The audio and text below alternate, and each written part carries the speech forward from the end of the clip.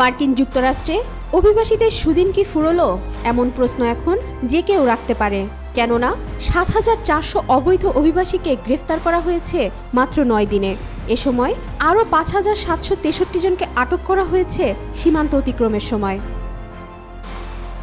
Donald Trump দ্বিতীয় মেয়াদে প্রেসিডেন্টের দায়িত্ব নিয়েই কঠোর হয়েছেন অভিবাসন নীতিতে, আর এতে কপাল পুড়েছে কাগজপত্র না থাকা অভিবাসীদের। গত ৩১ জানুয়ারি পর্যন্ত ৭,০০০-এর বেশি মানুষকে আটক করেছে দেশটির ইমিগ্রেশন অ্যান্ড কাস্টম এনফোর্সমেন্ট বা আইসিই পুলিশ। এদেরকে সামরিক বিমানে নিজ নিজ দেশে পাঠিয়ে দেওয়ার কার্যক্রম পুরোদমে চলছে। প্রেসিডেন্ট ট্রাম্পের নির্দেশে এই অভিযানে নিউ ইয়র্ক, শিকাগো, বস্টনের মতো সিটিও বাদ যায়নি। এই নিয়ে ক্ষুব্ধ প্রতিক্রিয়া তৈরি হলেও কার্যত সিটি ও স্টেট প্রশাসনের পক্ষ থেকে আইসিইকে সহায়তা দেওয়া হচ্ছে।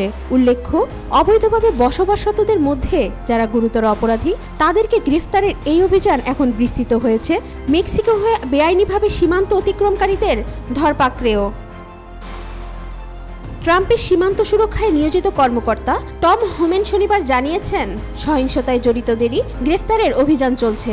সমাজের শান্তি বিনষ্টকারী হিসেবে চিহ্নিতদের রেহাই দেওয়া হবে না বলে উল্লেখ করেন হোমল্যান্ড সিকিউরিটি মন্ত্রী Christie নোমো।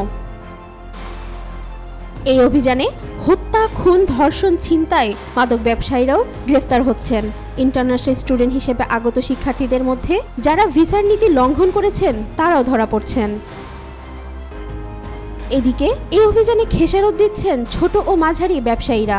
Restaurant, grocery, candy store, news stand, food court, খুচরা স্টোরগুলোর কর্মচারীরা অধিকাংশই ছিলেন অবৈধ অভিবাসী। এরা আত্মগোপনে যাওয়ায় এসব ব্যবসা প্রতিষ্ঠান পরিচালনায় সমস্যা হচ্ছে। বৈধ অভিবাসীদের নিয়োগ করলে ন্যূনতম মজুরি দিতে হয় বিধায় প্রায় সময়ই ব্যবসায়ীরা অবৈধ নিয়োগ করে নামমাত্র মজুরি দিতেন, ফলে বাড়ত লাভের অঙ্ক।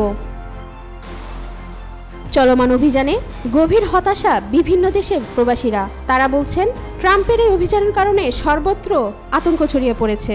বিভিন্ন স্পটে লোক চলাচলও কমেছে। অভিবাসী অধ্যুষিত এলাকাগুলোতে আর আগের মতো স্বস্তি নেই।